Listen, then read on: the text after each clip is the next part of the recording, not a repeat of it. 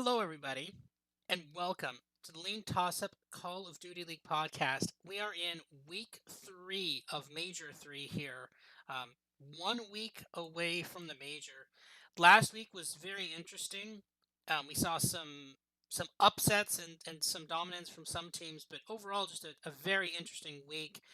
I'm joined here, as always, by my co host, CDLMetrics. How are you doing today on this Wednesday? Doing well. Yeah, last week it was a little odd just because we only had one series go to a game 5. Everything else was a game 4 or a sweep. So that was kind of unexpected to see that many convincing wins. I would say not a ton of upsets. Obviously, Florida over Breach was maybe the biggest one. Um, Optic losing to Toronto, you could call that an upset. I didn't see it that way. Um, yeah, I don't know. I think the outcomes, like the winners, were pretty expected, but like the amount of dominance they showed in those matches was a little unexpected to see. So, yeah, excited to see what this weekend has in store for us. Right now, it's a pretty clear cut losers bracket. That obviously can change a lot. I remember weekends in the past where it felt like we were in a similar situation where it was hard to imagine, uh, any team not making it out of losers bracket that was already pegged to be in losers bracket. So we'll see how everything shakes out. Um, but yeah, obviously 10 more CDL matches to watch this weekend before we jump into the major 3 at Optic, Texas. So that should be a fun one, and we'll talk about that next week. But yeah, I'm ready to dive into the matches whenever you are. For sure. All right, well, let's kick it off with the first match of the week. So, um, Friday's matches, not particularly looking good there. Uh, we've got to kick us off on Saturday. We've got London versus Seattle. Then we've got Vegas versus Rocker, and then LAG versus Florida. Uh, Yeah, these are probably the six worst teams in the league. I'd say. I yeah, think. Yeah, I think you'd agree with that. Yeah, just not. I don't even know if any of these teams. Like, I mean, I guess like what 3 to 4 of these teams aren't going to champs. Like these 6 teams might have the 4 teams that aren't going to champs. Like we'll see. They're not. yeah. I don't think that's a crazy thought. Right now, the four that would miss champs if it started today, I think, are London, Vegas, LAG, and Florida. And yeah, all those teams are playing here. Yeah, these are the bottom 6 in my power rankings. So I can't really remember a day that was this bad. Like, I think the matchups will be okay, like close enough to be intriguing, but just like the ramifications of the matches and the amount of eyeballs these are going to get, probably not that high. But nonetheless, they're fun to talk about anyway. But yeah, just my power rankings currently as they stand, 7 through 12, are Seattle, Vegas, Minnesota, Florida, London, LAG. And those are the 6 we got. So we'll see how it all shakes out, see if anyone can climb the rankings. Um, as this week goes on, because there's nowhere to go but up for these teams. But yeah, first on the board I think is London versus Seattle. Am I right? Yeah. So London versus Seattle. London plus 1.5 minus 120. Seattle minus a half minus 110. Plus 165 on the money line for London. Minus 220 for Seattle. Over 4.5 plus 165. I don't trust either of these teams to do literally anything.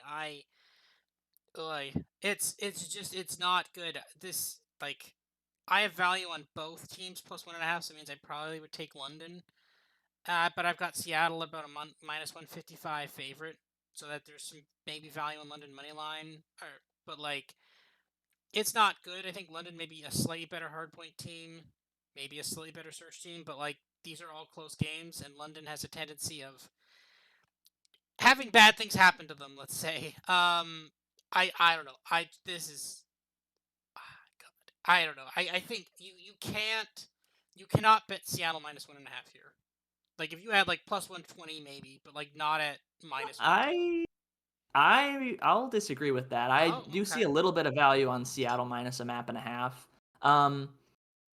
Which I guess at first glance it can make sense why that's a little scary, just because London, like their one thing that they can compete in is hardpoint. That's, I mean, how they won their series last week versus LAG. They took both hard points. Neither was like a real nail biter. They were pretty convincing wins in both map 1 and map 4 of that series. And then obviously we're good enough in Search and Destroy to win that round 11 game 5. And yeah, but I mean, this is a Seattle team that is still very good in respawn. They have been all year. And their search is getting a little better, and they might have a map that like you're very comfortable with them on, that being Hotel. They had a dominant win on Hotel versus Rocker earlier this stage, I believe that was. And then they just did it again last week versus Mutineers, who again, neither of these teams are great search teams, but like if you're Seattle, you're looking for wins, and the fact that they're winning hotel searches comfortably is good. Now London may come out and just say we'll ban that, but that's London's best search map too. So I think they'll square up on that probably in game 2 or game 5, whichever one, however the map vetoes work out. It honestly will just probably will be game 2 now that I think about it, but yeah, that'll be close. But Seattle are just so far and away better at hardpoint and at control. Um, like Seattle on the year 21-14 in hardpoint. It's a 60% win rate, which ranks third. When I adjust for their schedule, they have the best hardpoint team in the game. Search is horrible, but improving, and control is 12-8 overall. That's nothing to, you know, dismiss. London and control 3-13. They're just atrocious. Their only wins are on hotel. Um, it's a good map for Seattle, but like if you're Seattle, maybe just ban that and play them on something else, or just play them on hotel because you're good at that. So I don't know. Overall, like I'm so much more comfortable playing Seattle in this spot. Um, and just anytime Seattle's gonna win, it feels like they're gonna get it done in a map 3 or a map 4. So yeah, I lean a little bit to Seattle. I don't love it, but that's definitely the side I prefer in this one. That's a fair take. I just I don't know. I'm leaning London in this. I'll take a London plus 1.5. I feel like that's a relatively fair play, but we'll have to see. Moving on to the next horrible game on Friday, Las Vegas versus Minnesota. Las Vegas. This game is basically dead even. So Las Vegas is, I guess, a slight underdog. Plus 1.5, minus 200. Minnesota minus 1.5, plus 150. Minus 150, minus 115 each way on the money line. Over 4.5, plus 140. So they're basically saying this is going 5 games. And my model actually kind of doesn't. My model actually disagrees with that. I actually have only over 4.5, only 30% of the time, which is actually um, well, that's a weird value case, but you can't really bet on a minus 185. That seems a bit. You can't bet under 4.5. But like, my model really likes Vegas. My model really likes Vegas. I might even take a minus 1.5 here. I got Vegas minus 1.5 at 58%. That seems a bit aggressive, but like, that's plus 250, so that's a nice little sprinkle there. But like, my model really likes Vegas, and I think it also just really hates Rocker. And that was like they got 3-0'd by Optic last week. My model isn't particularly Optic fans. Well, they're not Optic haters. They're not Optic fans. And I think I don't think the model looked through to Kindland, Minnesota getting 3-0'd by Optic last week. So yeah, give me and Vegas, to be fair, they won the map 1 hardpoint against FaZe, which is not easy or a fun thing to do. Now they did lose the control, they did lose the search. I think it was relatively close if I remember correctly. It felt close. I'm not sure if it was close. I think it was. Let's go back here. Six Vegas, two, Atlanta. 6-2. Yeah, yeah. Yeah, so I mean, it wasn't that close. It felt close though, but it was somewhat close. Then they got 3-0 in control, but that's pretty standard. Then they got destroyed in the second hard point, but they did win the first hard point pretty handily. They definitely outslayed them massively in that first hard point. Then they just got crushed in the second hard point, and then also crushed in control. But that's what FaZe will do to you. But that doesn't sway me from taking Legion here. I think Legion's just the better team, and I think I'm rolling with them on Friday here. What do you think? Yeah, this one is priced pretty spot on. I do have Vegas as a slight favorite. I've got them at 53%. So a little lower than you. So this is just a pure stay away for me. Because, I mean, yeah, nothing Rocker's done has been super inspiring lately. Their last two series have just been sweeps. Um, Obviously, that New York series to kick off the qualifier stage here was close. They lost the game five, round 11, but they won that against New York at the major. So it's all kind of coming full circle there. And yeah, it just feels like they have been due to have some pretty bad losses, and they have them now. So, can you bounce back versus Vegas? I think they could.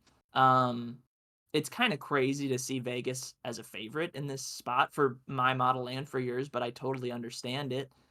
Vegas, a very good search team. They got mollywopped by Atlanta. That stuff happens.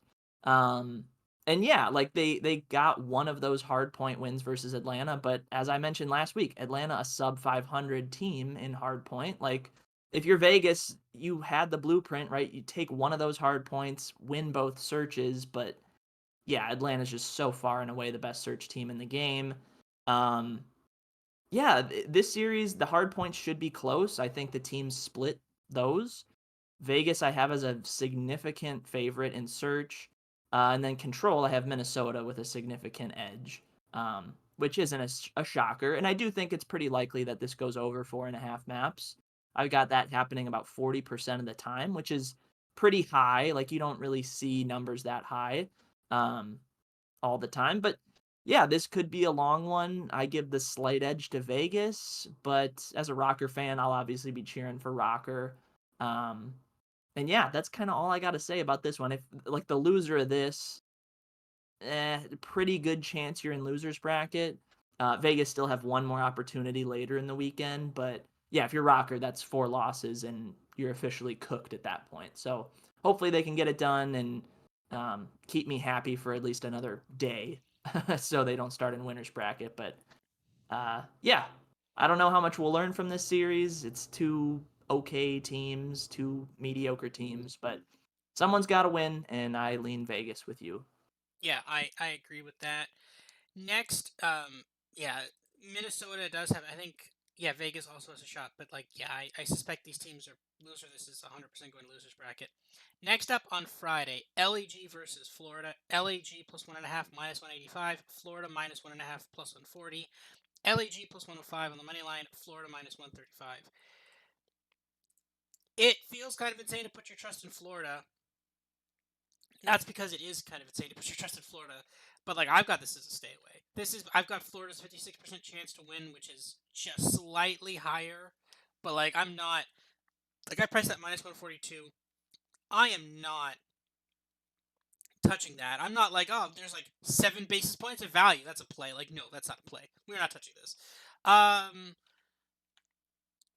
there's nothing in this. I can't even like even the 4.5 plus 150. I got that 37. That's not even value. The plus 1.5s. I mean, there's value in both plus 1.5s, but like not really. Like I've priced Florida minus 1.5 at about 34%, so that's not good.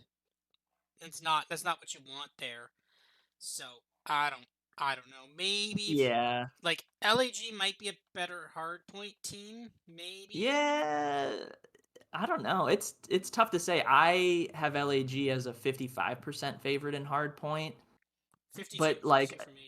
Yeah, yeah, it when it's that close, right? It feels like okay, LAG will win their map hard point. Florida will win theirs. They'll split. Okay, where are the other edges in this series? But yeah, I don't know. That LAG number might be a little high just because this Mutineers team has been getting better at hardpoint. And that was kind of the expectation with this roster change that they did a couple weeks ago was, okay, you're going to kind of throw away your search team that was pretty good at search in favor of a team that maybe can compete in more hard points and can piece together search well enough to just let you win more series. And we may have seen the makings of that last week, right? Florida come out and beat Boston 3-1. That was, in my opinion, the biggest shock of the weekend. Biggest underdog win, I think, by far. So it's like, yeah, okay, Florida took the search, they took the control, and they took that map 4. And they also took a hard point off Seattle, who, in my opinion, is the best hard point team in the game. If not the best, then top two or top three. And both times they won those hard points were on hotel. So if that map comes through in this series, I expect Florida to win that. Um, yeah, there's just LAG. Like there's just nothing to be happy about. Obviously, there's even more news with them, like their organization just laying off everybody in the esports field. Like it's a bad look for them. I hope LAG bounces back. I hope they get some more wins. But yeah, I have to favor Florida here based off of what we saw last week in part. But yeah, just you take a look at LAG as a whole, like they haven't done much since their challengers team put up a fight at Major One, and that's a while ago now. And even that performance among those LAG guys, like they had one series win out of three matches, and they kept it close versus FaZe. That was impressive, but again, that was one series, 2 months ago now at this point. So yeah, I favor Florida here ever so slightly, um, but not enough for me to like it. Like the plus 140, it's okay, but maybe if it was like plus 160 or higher, I would consider it. Plus 175, somewhere in that range. Um, but I think just Florida's performance last week has boosted their price up just a little too far for me. So another stay away for me. And yeah, maybe this might have like 100 people watching because this match is that bad. So I think we've gone on long enough about this one. Yeah, that is way too much about these two teams, I think. So moving on to Saturday now, Minnesota Rocker versus Thieves. LA Thieves. Minnesota plus 1.5 minus 110. Thieves minus 1.5 minus 120. Minnesota plus 225 on the money line. Thieves minus 310. Yeah, this is a thief. I've got this thieves all. I'm all over thieves on this. The model loves thieves. The model has the minus 1.5 is a 65% chance. That's huge value there. Heck, I even have the minus 2.5 is about a 34% chance. What are we getting on that? Thieves minus 2.5 is plus 275. There's value on that. Wait a minute. How's the? Oh no, it's a minus 275. Minus 2.5.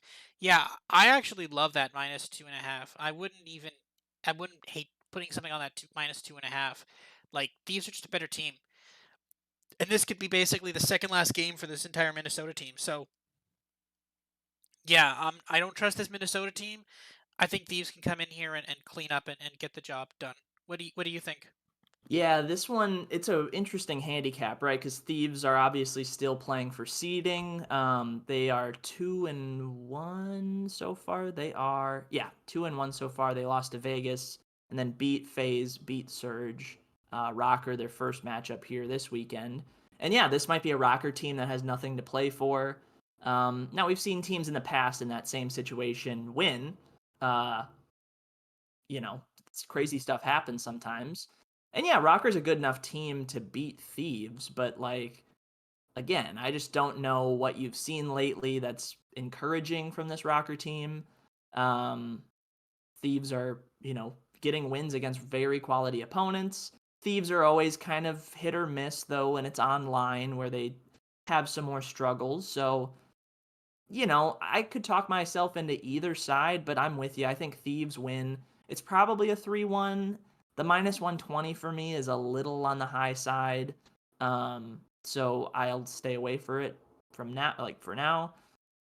But yeah, I don't know. Like again, if this Minnesota team is 0-4 going into this match, they might let in some maps just to get some reps, like some maps that they're not so good on, just to get some reps on those.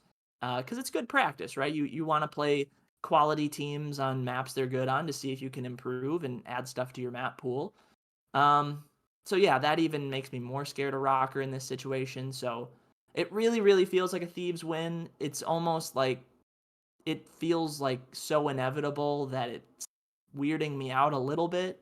Um, but yeah, again, this Rocker team's ice cold. This Thieves team is not. Uh, um, and they're just better at everything. Like hard point search control, not hugely better than Minnesota on any of those, but just better enough where it's like if Rocker win this series, they're gonna have to squeak out some, like a 10-point hard point win, a round 11 in search, a round 5 on control, on like Fortress, because they got defense every round, something like that, where that path just seems so narrow to me. So yeah, I don't mind if you like Thieves that much. Um, but yeah, I don't know. It just feels like a match that could get a little weird. But again, that's just a hunch more than anything. Yeah, I think that's fair. Um, but yeah, I'm on Thieves there. And then again, if you can, I don't see any hard point spreads, but when there are, like, again, we've talked about that in terms of key numbers for hard point spreads. Key number for the hard point spread in this game is about 50, right? You get something less than 50, there's some value there, right? So we'll look at that in the when those lines get up, because there's sometimes there's some for some reason some of those hard point spreads are taking a while to come up now. Maybe it's because they realize people were attacking the hard point spreads. And like when there was roster changes, whatever announced, maybe they went after hard point spreads. So, but those are taking longer to come up now. But anyway, moving on to the other Saturday afternoon game, LAG versus Las Vegas Legion. LAG plus 1.5 minus 165. Legion minus 1.5 plus 125. LAG on the money line plus 140. Las Vegas on the money line minus 185. So this one is, again, I have Las Vegas as very narrow favorites, but that minus 185, that's too high of a price to pay. Over 4.5 plus 150, I got that 37. Again, too steep of a price to pay. Like, there's no real value here. Like, I've got LAG plus 1.5, 58, minus 165. That, I don't like that. Um, LA at Las Vegas minus 1.5, 41. That doesn't jive well with a plus 125. This is, again, just another unbettable game. I don't like it at all. I think LAG is competitive in hardpoint, so if you have like a massive hardpoint spread potentially there, but no, I'm on Vegas with this one, but I'm this is the one I'm not touching. I think any game, maybe I'll take the other Vegas. I'll take Vegas versus the like Rocker, but I'm not touching this because LAG is so, like, you said it so well before when you said along the lines of like, oh well, we don't know how good, um, like LAG had a really good. I mean, basically saying this is the challengers team, right? They had an amazing stage one major, which was good, which was the one, and then they came into the league, and then everything's just falling apart for them, right? I mean, their org has completely fallen apart, and Yeah. it's, again, and not just their org, but the thing org as well. I mean, here's the thing, right? You've got this org had wanted to compete. They had wanted to compete in this space, right? I mean, they made the moves last year. They won a major. They're like, cool, we can go to champs, and then they didn't go to champs, and they're like, all right, this year we're gonna actually spend the money. And LAG has just actually they've never gone to champs, have they? Or except the first year. I think they went to champs the first year, but that's it. Because everyone did. Yeah. If LAG doesn't make champs this year, they'll have never made champs as an organization. And I don't think they're heading for it right now. I think they're still out of champs, I believe. Yes. Yeah, it's not good.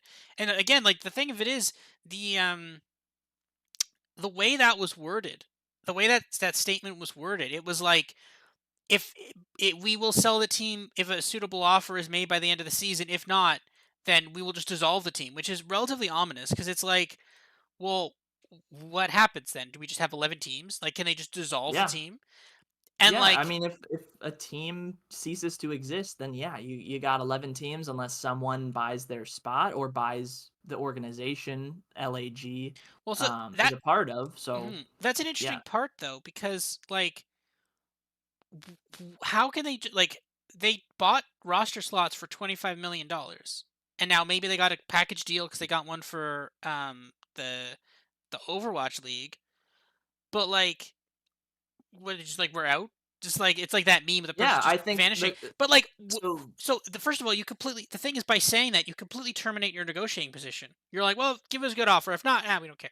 Like, then you're like, well, then, because then at that point, then if they're down 11 teams, then the league's going to be desperate to get another team in there, right? So then they like, by saying that, they lose all leverage, and I think by saying that, they're just like, we don't care. If we don't get, if no one buys us out, we're done. We don't care. We don't even need a buyout offer. We're that's how done we are.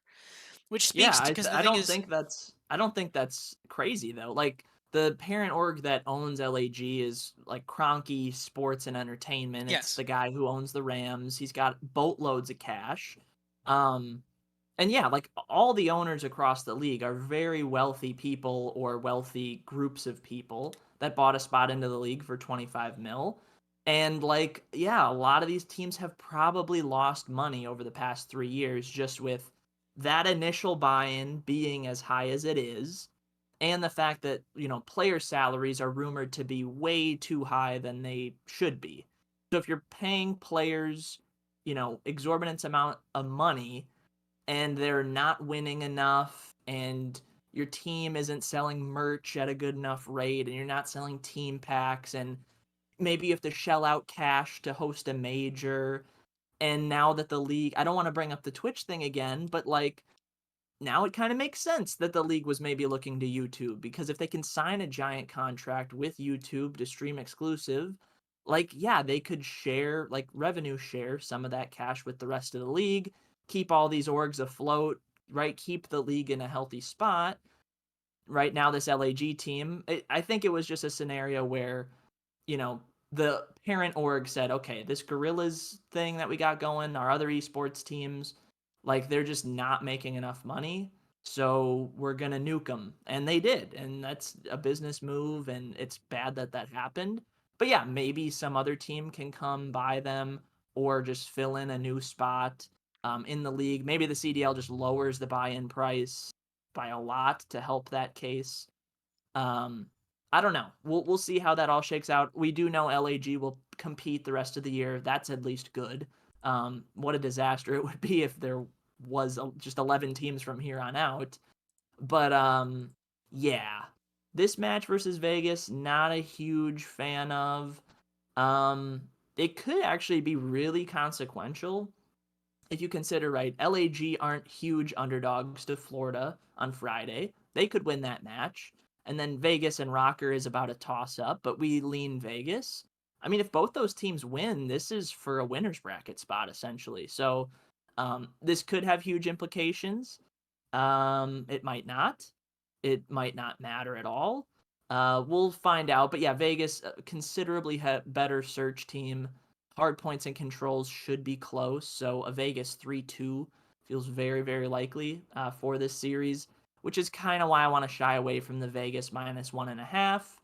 Again, if the price is better, you could talk me into it. Maybe if the matches go a certain way, the prices on both these teams could move one way or the other where I'm interested. Like I think my favorite scenario would be LAG beat Florida, Vegas lose to Rocker, and now you get a Vegas team that's closer to -150 on the money line, maybe plus 140 on the -1.5, something like that. Then I might get in on that at that time. But as it stands now, yeah, another match that, again, not super interested in, and just like the prices are pretty spot on. So eventually, as we get through Saturday and into Sunday, these matches get better. But yeah, another one where I'm with you. It's a stay away, and yeah, again, not one that I probably will watch live. Yeah. This is not not a great game, but yeah, it does speak to the thing of the league. And again, we were talking about there was hope for expansion this year. I wasn't I was hopeful for it, but with interest rates where they are, I didn't think that was going to happen. But and the economy just generally, but yeah, that expansion is dead. We are now going to be, because again, we're looking at this team, we're looking at London potentially, because I the thing is they had Scraps as a replacement, as a substitute player. They put him in instead of Zero, and that's basically the only change they've made all year. They're like, we got our five, that's it. Because remember, London Royal Ravens, their parent company was bought out by Koi, which is also a League of Legends team, which was formerly Rogue. So, and they're a Spanish team, so very good chance that they're going to want to pack up and move to Spain, or just sell the team in general. Like there's a lot of ways that could go as well. Misfits Gaming owned the Florida Mutineers. They sold their League of Legends spot. They said we were trying to pivot away from online sport, like they're pivoting away from esports. This Florida team, pretty dreadful. Um, Not a lot of changes they've been making. A lot of these teams scream like we have very minimum salary and we are only going to sign a couple of players and that's it.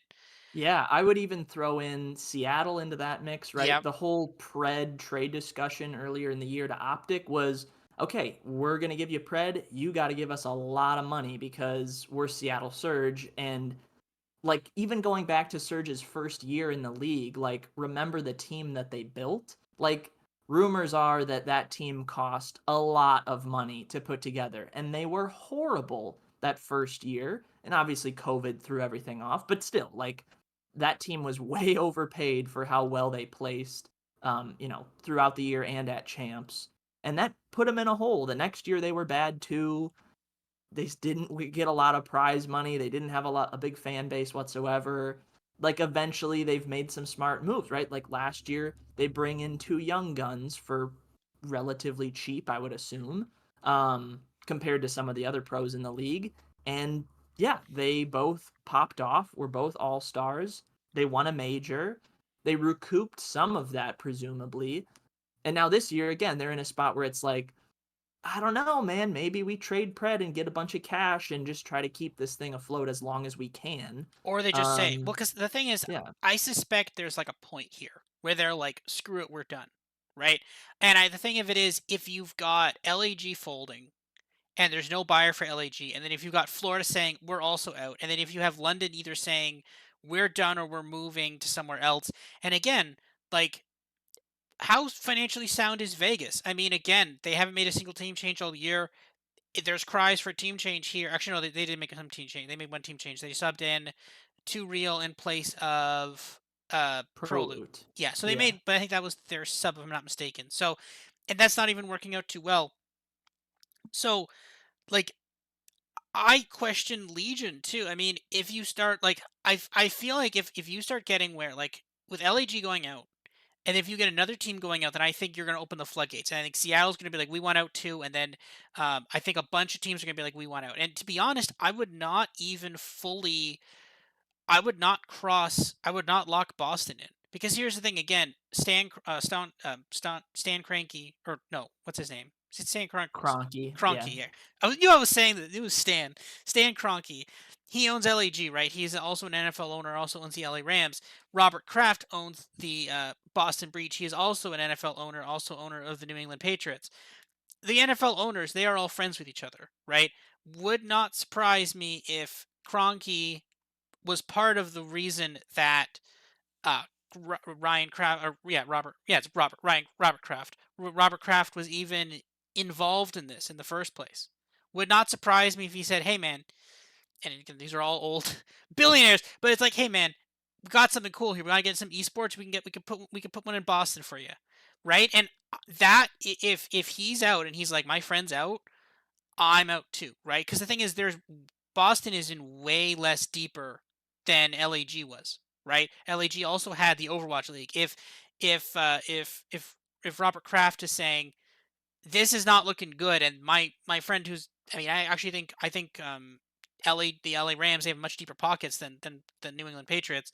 If my friend who has deeper pockets is saying we're out, I'm considering it too, right? Like there is a non-zero chance the league could like functionally dissolve, or we could be down to like 6 teams. Now, that'd be basically crisis level, and they'd have to do something.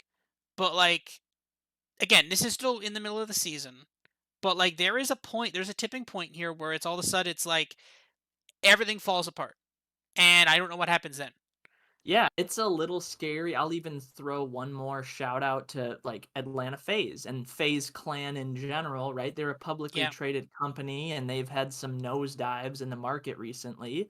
And yeah, it's a weird time, I guess, to be in esports and COD specifically, I guess, even though, right, like there's all this good, like we enjoy the CDL this year. It's a fun watch. The game plays well. Ranked play is a success so far. I know ranked Warzone is coming out in the not too distant future, and for Warzone players, that will hopefully get them back into the game. And right, maybe the COD League catches on. This thing, it's always waves with stuff like this, but yeah, you do worry a little bit that like, yeah, one domino could fall and that could lead to a bunch of other stuff.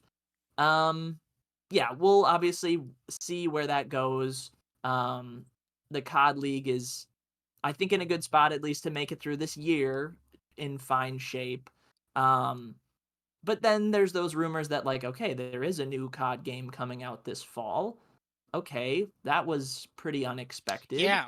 Well, So yeah, like the season will probably start at its normal time. We'll see if that game is good. The Method's retirement, even like it might have been his time to go, but it was unexpected when he retired. It made sense though to do it at the major, live in front of his family and friends and everything.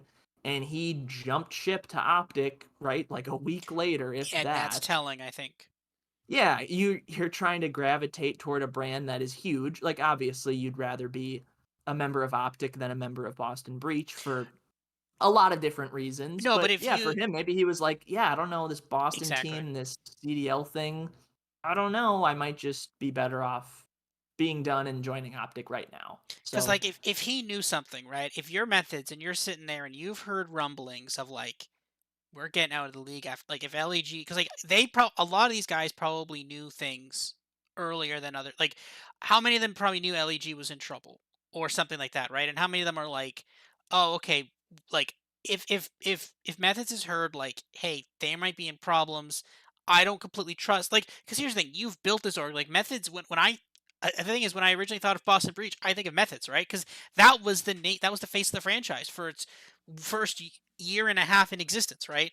And now all of a yeah. sudden it's like, nah, he's gone now. He's part of Optic now, which like it shows you on one level, it's like it shows you that basically people know that basically just Optic and to Optic and functionally Scump and Zuma and I think Phase.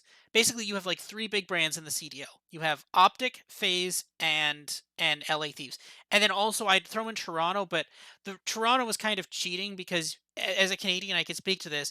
If you give Canadians a team to cheer for, they will just cheer for that one team. That's how that works. So you basically, it's a cheat code. You basically funnel all Canadian COD viewers to one team. It's a cheat code. This is why the Toronto Raptors, the Toronto Blue Jays, they all have ridiculous. Like you look at Toronto, the Toronto Blue Jays, they have one of the highest attendance records in the MLB.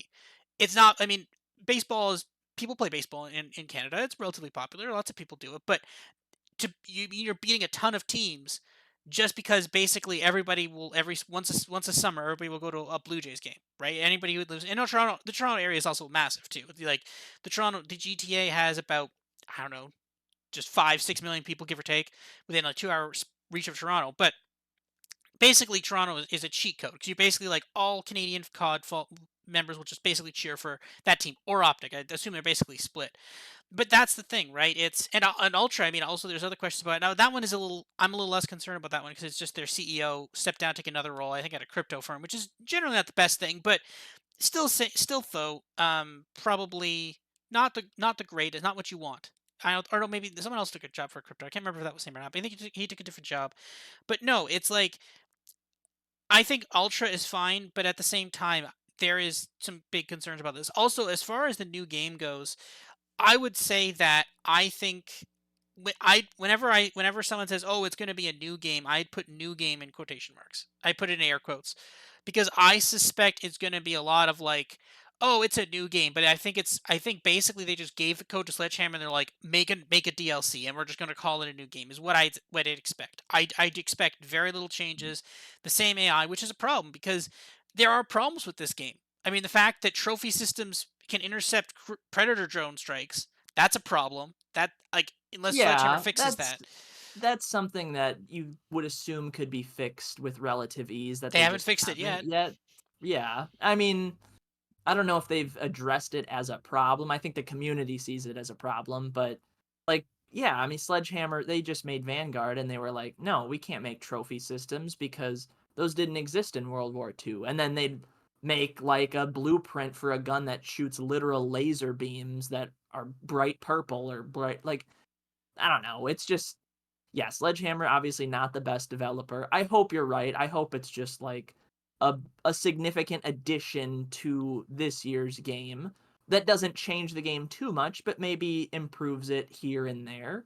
Um, So yeah, we'll see. We're obviously a long ways away from when that would come Yeah. out, but yeah, we'll hear more news over the summer probably and see where that goes. But yeah, Yeah. I agree with a lot of your points. I would lump Toronto in that bucket of teams like FaZe and Optic and Thieves, just because since they've been in the league, like a lot of the moves they've made have been really smart, right? Yeah. Some have been questioned, but in the end, like they've been a successful org. They've won multiple times, like multiple majors or home series or whatever you want to call them.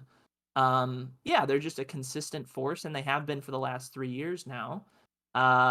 So yeah, I would throw Toronto in that bucket, and then every other team they've had their ups and downs, and we'll see at the end of the day where these teams shake out if some get bought out or not. But I at least know for now that we should be able to get through this season, and like so far so Then all good. hell And breaks loose. yeah, and then we'll see what happens. But just knowing that like LAG is a team that will be here through the end of the year, right? That's good to hear. I'm cheering for them. I want them to do well, even though the outlook is not great. So yeah, we'll see where we end up. But for now, I know we got Toronto versus London to talk about. You want to kick Yes. that off? Yeah, no, we are so far off track. But no, yeah, one last point there just quickly about LAG though. I think it is really hard to exceed as an organization when you have no idea when the last check is coming. I think that's a very fair point. Again, these people are relatively well paid, but I think if you're like, when we're turning out the lights, but when are we turning out the lights? Is it today? Is it next week? That's a little bit scary for them as an org, and I don't think that allows them to focus fully on the game. But anyways, Toronto versus London. Toronto -1.5, -200. Ravens +1.5, +150. Ultra -500 on the money line. London +325. So fascinating run here by Ultra in the last couple days, in the last couple weeks here. They started the major 0-1, and then then I think they voted as a group to kick Standy from the team. Yeah, Similar way you do it in a multiplayer lobby, if I had to guess. I mean, this is the thing, right? It was a very calculated decision. The team had not been performing, and the thing is, Hixie was a member of Scrappy's team, Challenger's team last year. I would not put it past them I would not have put it past Scrappy to say like, hey, like Hixie did better than that last year. Hixie was able to do all that. There was no problem. Put Hixie in instead of Standy, and it has worked since that change. They have not lost a map. That is insane. All right. No, no, sorry, they did lose a map. They lost one map to Legion, which was hilariously a search and destroy. They are now 9-1 in map count since that time. yep, They are 3-1, and they are actually currently tied with FaZe and Boston. And I guess you could arguably say with other ones too, but technically they're tied with those two for first place for the major. Which again, there's might be like some weird tiebreakers here because like if Ultra wins, because who they lose to? They lost to Boston, Boston. Yeah, so that could be interesting if Boston end up also going 4-1, right? They and then if have the head to FaZe head go over 4-1, Toronto. if FaZe go four and Yeah, one, FaZe haven't played Toronto or Boston, so yeah, in theory you could have a three I mean you way. could have four teams at 4-1, I think, if you throw New York in there. Um and then New York played Toronto. So yeah, it could get really crazy with head-to-head tiebreakers, but Toronto are in a fantastic spot, right? Because they're 3-1. Their map record is great, and they get London. That's their one match this weekend. They're a huge favorite. Um, yeah, I don't know. The prices are really high, obviously, -500 on the money line, -200 to cover a map and a half. Yeah, Uh, like, yeah, I act like my model sees a tiny bit of value on those, but again, those prices are just so high that you'd have to throw it in a parlay or do something fancy with it yeah. to get me interested. I But yeah, Toronto are a huge favorite and understandably so. The thing of it is like, on one hand you want to say 3-0, and that's fair. And I actually do have Toronto's about an 82% chance to win, so I've got the 3-1 at about 65, and I got the 3-0 at about 32, 33. But at 180. that's not enough. I need that at least over plus 250. And like they could easily 3-0, right? 100% they could easily 3-0. They probably will 3-0. And maybe you could pick off a couple map spreads here or there. But I just like it's just that's too rich for me. Like they could 3-0. Maybe if I have a really really good weekend and I'm just like screw it, throw 3-0 in there. Right now, actually, I'm doing something on Saturday, so I won't be. I don't think I'll be watching these on Saturday, but I will watch them later. Um, but yeah, no, it's a very this Toronto team, man. Like again, this Toronto team after they lost to Boston week 1, they are finally reaching expectations. They are finally meeting our expectations for them.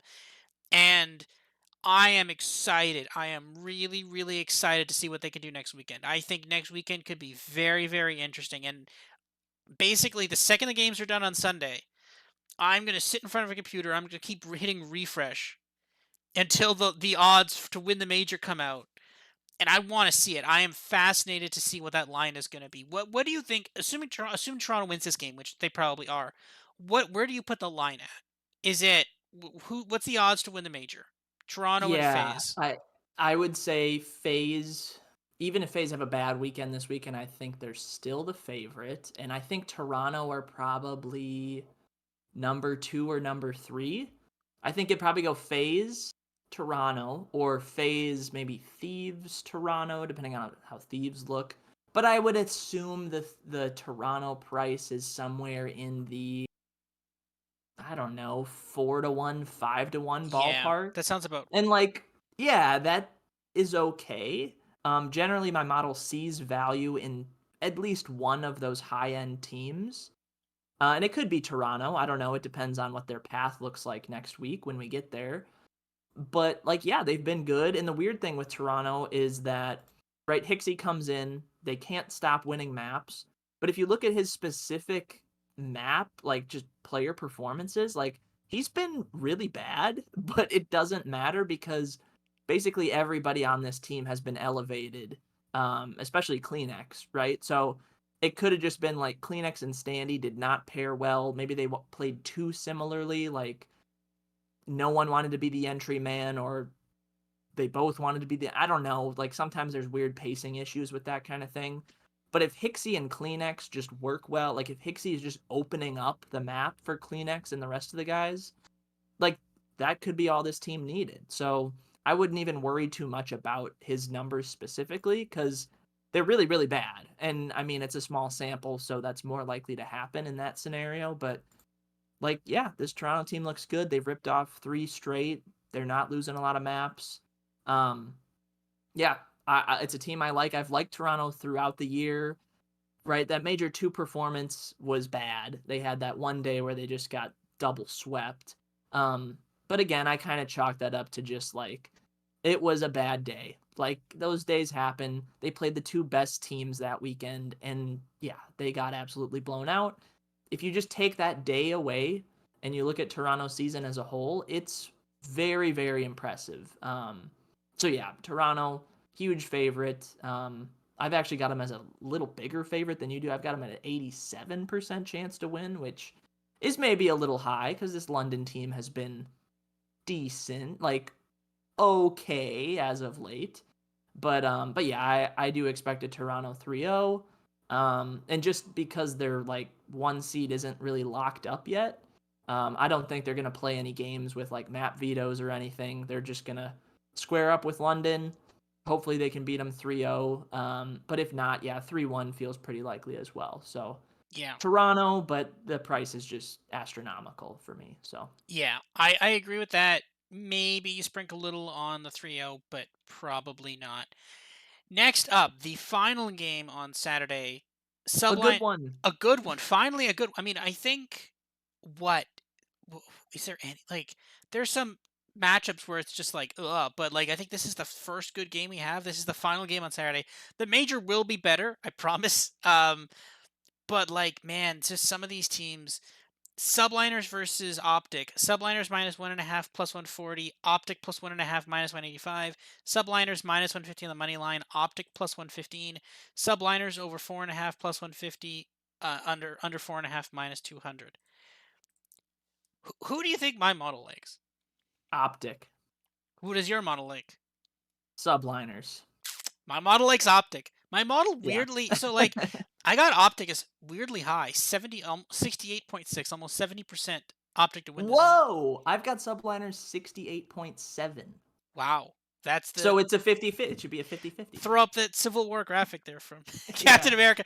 But no, I mean, this is the thing, right? I think, and I don't know if I, I I know why the model is doing this, and I think it makes a lot of sense because the model is saying Minnesota is bad. I think my model is really really good and also really really harsh at like ranking the teams. It's like Minnesota is bad, and New York played Minnesota close, so therefore New York is also bad. That's why I think my model is like, yeah, Optic's going to crush them because Optic isn't good, but Minnesota was bad and Subliners played them bad. Now they also got crushed by Toronto, but Toronto's good, so that kind of cancels out, right? That's my model makes that math, and to be honest, I like that's what it was designed to do. So I'm very happy with that. Um, but no, the thing is the metrics for New York have been trending down since they won that first major. Honestly, Yeah. I was able to I picked against them in the last major. I think I had them basically. I'm not sure if I had no. I bet against them round one. They lost. I bet against them round two. I think they won and covered. I think, but then they lost the next round anyways. Um, but no, what do I have this optic minus 1.5? Oh, I've got this as 3-2 then. I don't have this as minus 1.5 anything. So there is, I still don't like the plus 150. God, they like give horrible lines for the overs, over maps, don't they? Yeah. But yeah, that's I don't know. I like optic. Do you want to make the case for subliners here? Yeah. So it's just basically an argument. I will say my number on subliners is a little high. I don't think there's a 69% chance subliners win. I think it's probably closer to a 60-40, but I'd still lean subliners. But yeah, it's just a belief of like Optic are so inconsistent that I think you just have to call them a middle of the pack team. Like throughout obviously the start of the year was pretty ugly. And it's been getting better since Major 1. But like yeah, these teams pretty similar so far. Optic have beat LAG in Minnesota and lost to Toronto. Subliners have beat Minnesota also and Florida Mutineers, two pretty bad teams, and they lost to Toronto, as did Optic. So, yeah, these teams are almost mirror images of each other so far this stage. But just right, the fact that New York were the best team in the game at one point this year, like that means something, right? Like they ran through Major 1 undefeated. Like it was just a super impressive run. Obviously Major 2 they right, hit a skid there. But they've rebounded nicely. Like they've done enough. You would have liked them to compete a little more versus Toronto, I suppose. But like they're winning the games they need to. Optic, I still have to get a feel for. Like, yeah, like they looked crazy good against Minnesota. But like, what does that mean? I don't know.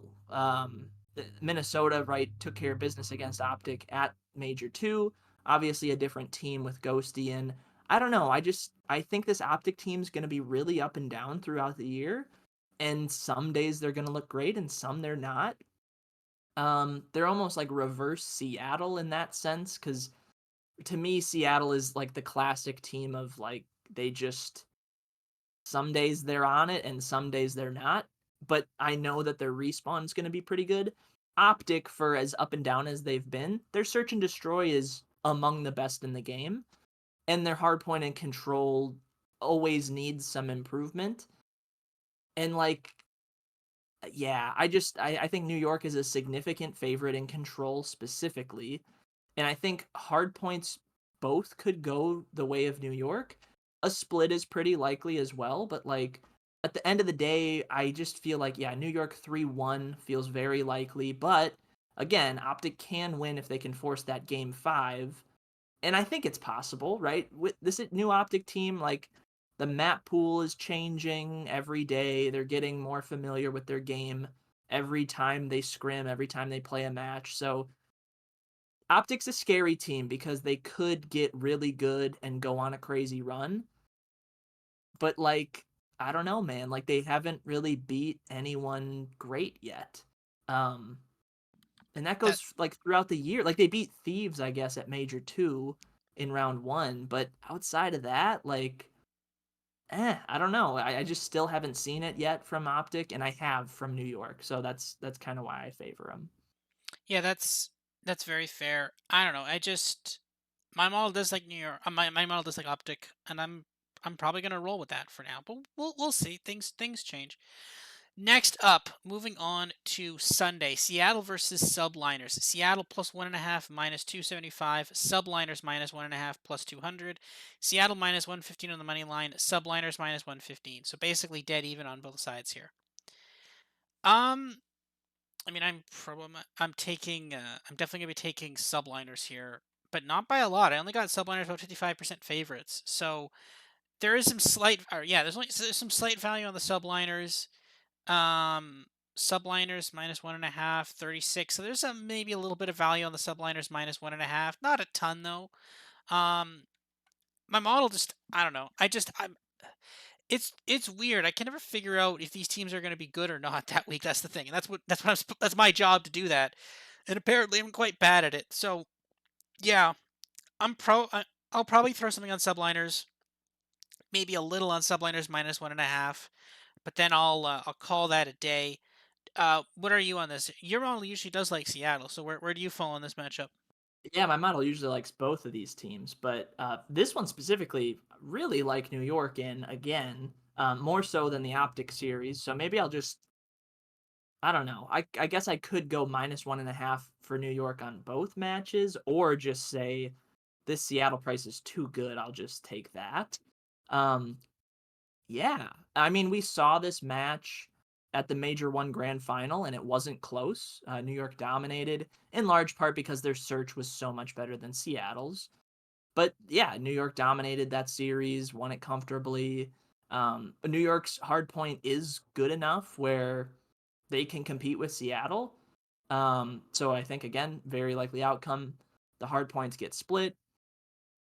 Seattle's improvement in search is something to consider, but New York is still great at that game mode. So I still favor New York pretty comfortably, especially if Hotel is not in the map rotation. And then Control's pretty close, but again, slightly into New York.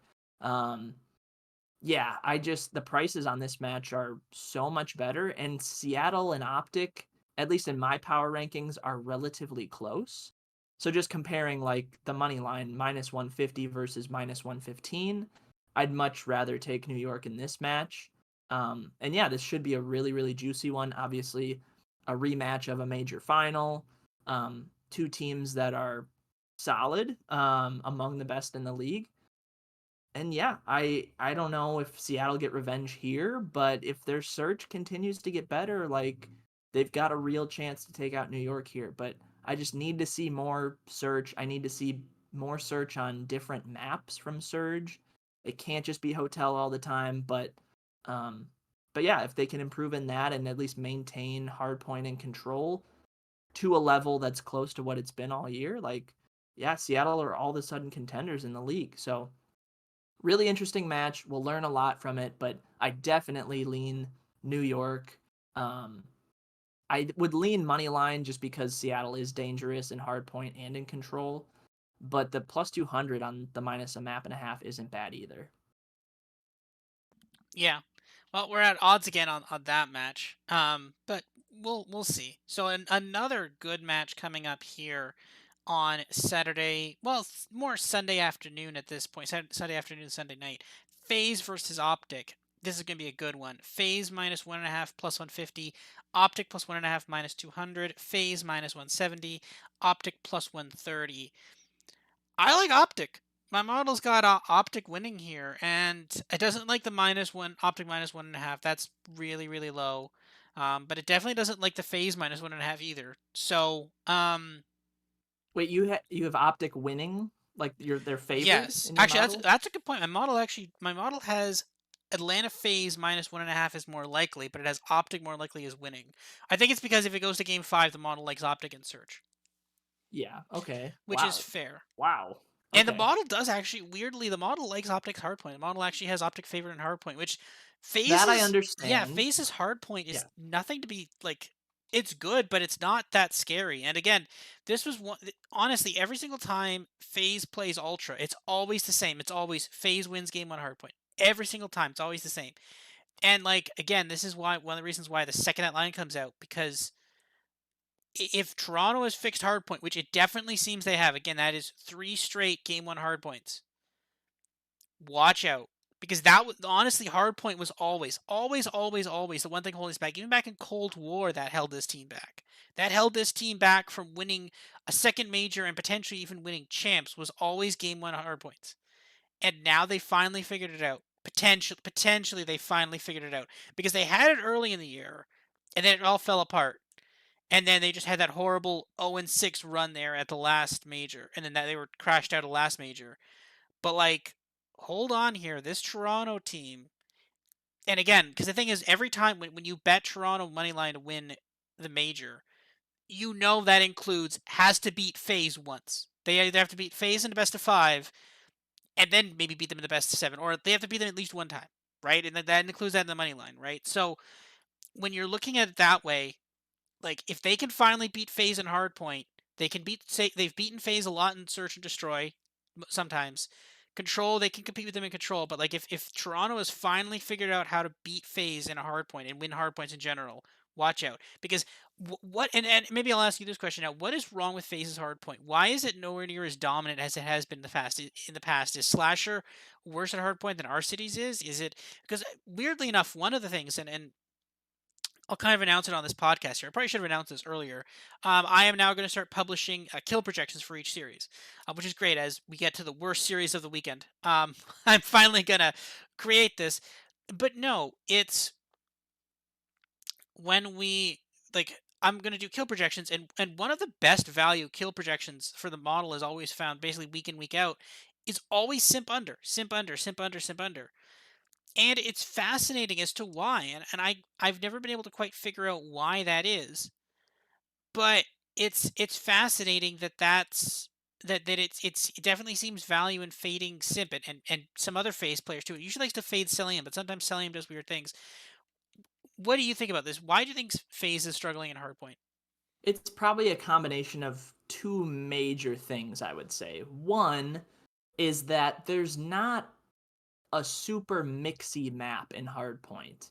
Like, I think the closest that they can get to mixy in anything is probably Embassy, maybe Hotel, maybe Fortress. You like, but nothing that compares to like Bocage of last year. So I think that's part of it. Just the SMG gunfights are harder to win in this game. And for a team that has, two reliable SMGs, like that hurts both of their numbers a little bit. And yeah, I would say Slasher was brought onto this team more so to fix their search than anything. And he has. Like their search is ridiculously good, and it's why they're the best team in the game. Um but yeah, their hardpoint record on the year is 19-20. That's yeah, it's sub 500. It's kind of crazy to see, but like yeah, it's a combination of there's not really a map that like you're terrified of them on. Embassy is the one that sticks out of like okay, they're very good on that. And it makes sense cuz it's a relatively small map. Some of the lanes are pretty wide open, but there are some areas where a BZ and Simp can go in and just go crazy. But at the same time, right, the movement in this game nerfs a little bit of what those guys can do, right? That's kind of their calling card. Same thing with Shotzzy. Like, Shotzi's good this year, but he's not putting up crazy numbers because, like, you just have to be a better straight up gunfighter in this game. Like, you have to be able to hit your pre aims better, take better routes, use dead silence better. There's a lot of different quirks that make this game different than years past. And I think they're little quirks that make those phase guys a little worse off in those respawn games, but it doesn't really matter because their search is that good. So yeah, that's my overarching theory on that. This Atlanta Optic series should be a good one. I heavily favor Atlanta, so I actually see a little bit of value on them. Um, for as good as like Optic has been in search throughout the year, no one comes close to Atlanta. We saw Atlanta Vegas last week, and Vegas was my number 2 search team, and they just blew them out of the water. And it's like, yep, that's just what they do. Hardpoint, you're right. That could go either way. but it's not like Optic are so good at that that you'd expect them to take both. But I think that is their path to winning. Like Optic have to win both hard points, and then I would assume a control. Maybe it goes to Fortress, although those teams really don't like to play Fortress. That just seems like the control map where an underdog could win, right? If you manage to get that defense in round 5 or somehow take an offense, like that's how you win. Um, because yeah, Optic and Search, I'm not gonna ever pick anyone against FaZe in Search and Destroy, no matter the map. And one other fun nugget for this matchup: we're almost guaranteed, I should say, to see a El Asilo Search and Destroy, which is phenomenal because FaZe are dominant on that. They're 9-2 throughout the year. It's their most played Search map. And Optic 3-0. They haven't played it a lot, but every time they've played it, they've looked great. Their auto veto is Hotel. They haven't played Hotel Search at all this year. So, assuming that that's their veto for this match, I would think FaZe probably veto Fortress, meaning El Asilo is picked by somebody. So, we'll get a definitive who's the best at that specific map and mode. Control will probably go to Hotel. Again, both teams just don't like to play Fortress, understandably so. And then, yeah, hard points are going to be close, and Optic needs them both. And they definitely could get them both. But at the end of the day, I just think we're probably going to see a FaZe 3-1. Um, but heck, I mean, if FaZe can take that game 1, I'm pretty comfortable they could finish this in a sweep. I can't have any other team except FaZe as my number 1 right now. They've been great all year, and even their like not so great moments, like their skids throughout the year, haven't been that bad. I think those just get overblown because their expectation is set so high. So yeah, I like FaZe. I guess I'm fading Optic in both their series this week, which is a little scary, seeing that they're plus money in both. But it's two tough matchups for Optic. Like if they can get one, that's phenomenal, but there's a real chance that they lose both. And maybe start in losers bracket. I still think that's unlikely, but either way, a lot of storylines into this match, and I'm super excited to watch it. Yeah, I agree. Same. So, all right, the last match of the weekend before the major, unless there are tiebreakers, which I again, if FaZe wins out, if Ultra wins out and Boston wins out, that's just a mess, and probably the final nail in the coffin in these un unorganized things for next year. They'll be if we end up with a 4 team or even a 3 team, hell, if 3 team actually be even worse. If we end up with a 3 team tiebreak, then that's it. They're gonna like, cause if it's a 4 team, if it's a 3 team, then how do you even? You're gonna have to create like you'd have to have them all play against each other and like if Well, I they're mean, we had so at the last major there were 4 teams that were 2-3, and just because of how the tie breaks went, 2 of those teams got to start in winners bracket and 2 got to start in losers bracket. And it's like, man, that's a huge difference. Like, and it's just it comes down to your map record or your head to heads if that happens to be a factor. It's yeah, obviously more games would be much better, but I don't know. We'll see if that change comes next year, but I don't know, man. I think we're just stuck with it for a while. well, we'll see. I don't know. Let's pen a letter to Daniel Sai and be Yeah. like, hey man. But anyways, Boston versus Thieves. So weirdly enough, Boston's actually the underdog here. So if Boston were to lose this, then everything's fine. Well, not everything's fine. Toronto and FaZe would have to play a tiebreak for the 1 seed. But I think they would. They might actually know they have the same. Well, it depends on if how the map record goes, but basically probably though. But anyways, Boston plus 1.5 minus 200, Thieves minus 1.5 plus 150, Breach plus 115, Thieves minus 150, over 4.5 plus 150. So my model actually does like Thieves. Thieves is a weird team where it's like I don't know how good they are or not. I think they're okay, but I think they're like okay, but weirdly they're like not good at hardpoint. Like are they not that good at hardpoint? Like I have Boston as a favorite in hardpoint, but like Thieves are actually pretty good at search and pretty good at control and yeah. So I don't know. It's a weird it's a weird batch we got here. Um but Yeah, I don't know. Yeah, I guess I'd go with Thieves. The -1.5 isn't horrible here. What are your thoughts on this one? Yeah, this is a juicy one. Thieves, right? They're always kind of tough to predict, especially online, where they've had some struggles. Boston, I feel like the loss to Florida makes up for all their close wins with Beans in the matches prior. So that I think they got what they deserved after winning so many close hard points. Like, yeah, okay, congrats on all those close wins. Now you get to lose to Florida and rethink your entire life. So yeah, I have Thieves as a slight favorite, and slight favorites in every game mode as well.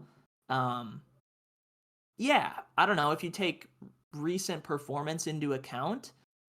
I still think I like Thieves more just based on what they did at Major 2, just running through like half the league in its 3-0 sweeps. Um, and yeah, Boston, they look good with Beans. They look just as good with him as they did with Methods. I don't think they're significantly better or worse. They're just solid, and they're especially solid at hardpoint and control. They're honestly, these teams are like mirror images of each other, both pretty good respawn teams. Search and Destroy a little lackluster. But at the end of the day, I favor Thieves ever so slightly, but so does the price. So yeah, the price on this is pretty spot on for me. We'll see if the line maybe shifts. I know both these teams have a match earlier in the weekend, right? So Boston plays, or maybe Boston does not. Boston does not have a game, but Thieves do play Rocker. So, maybe if Thieves blow out Rocker, they get a little more inflated. Maybe then there's some value on Boston or vice versa, right? If Thieves struggle versus a Rocker team that's looked bad, heck, maybe Boston becomes the favorite out of nowhere. Yeah, I don't know if it would go that far, but in that situation, maybe some buyback on Thieves makes sense. We'll see how it goes. It's always kind of hard to predict these Sunday matches, so many days in advance. But this should be a really, really good one. And yeah, I'm excited to see how it goes. I lean Thieves. I think it's probably a 3-1, but would not shock me if this goes to a map 5 at all. yeah. I agree. So yeah, so that is it for this week. Yeah, that'll be a very competitive game there with Breach and Thieves. But yeah, well, that's hopefully it, and then there'll be a tiebreak game potentially between Toronto and FaZe. But yeah, that will do it for Major 3 Week 3. We will be back next week, of course, with our major. We're going to talk with the major. We're going to talk about futures bets. There's probably going to be quite a few futures to talk about. We're gonna like obviously odds to win the major. We'll talk about the major one matchups, the round one matchups, then the potential round two matchups, etc. And yeah, it'll be a good time. And then I think we're off for a couple of weeks. I think, or they've done something with that schedule. I think I'm not sure. Let me just take a I look here. Yeah, we're You're off for two right. weeks. Yeah, because they Yeah. had to move the major back. I think. Or this Yes, is just like the mid-season break that they kind of gave themselves. the Just because midseason last few break years is they've is a week longer than usual. Yeah, I mean, 2 weeks off is enough time, I think. But yeah, they've done that in years past. I remember after Major 3 last year, there was 2 or 3 weeks off, I believe, in between. And it actually might have been Major 2 last year because it started later. Um, but yeah, we're kind of hitting that middle portion of the season where viewership drops off a little bit.